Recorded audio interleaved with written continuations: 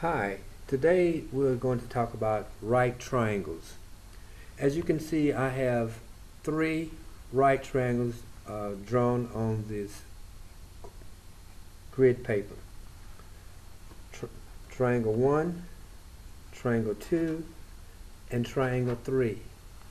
Notice that all of these right triangles have a different orientation. In your dealing with future right triangles, you will see that they are drawn in different ways. You can tell if it's a right triangle basically if it has a square where your two legs are joined together. And we will talk about the legs and the other parts of a right triangle when we finish with the orientation concerning these right triangles. There are many other type triangles that we're not going to discuss today. Our focus will be on right triangles because there's a specific and certain characteristics about a right triangle that you'll be involved later on when we talk about the Pythagorean theorem.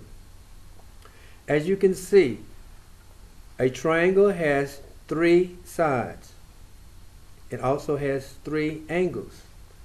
In a right triangle, one of the angles is 90 degrees.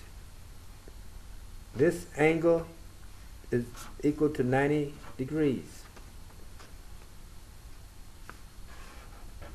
This angle is equal to 90 degrees, and this angle is equal to 90 degrees. That's a very important characteristic of a right triangle, knowing that one angle is equal to 90 degrees. Now, what I would like to do now is on the other triangle is list the parts. This is very important. As you can see on triangle number 4, I have listed the parts of each side. The orientation from C to B or B to C is called your base leg. Okay. The line segment from A to C or C to A is called your height leg.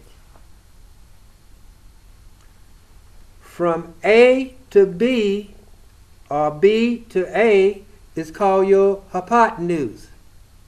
Hi, Mom. I have a part in use. Did you get it? Now, a right triangle depends on the orientation of that triangle could change. So I'm going to flip it around. As you can see, the height leg now becomes the base leg. The base leg now becomes the height leg. The hypotenuse remains the same. Now, we will be using this further when we start talking about Pythagorean theorem, as I mentioned.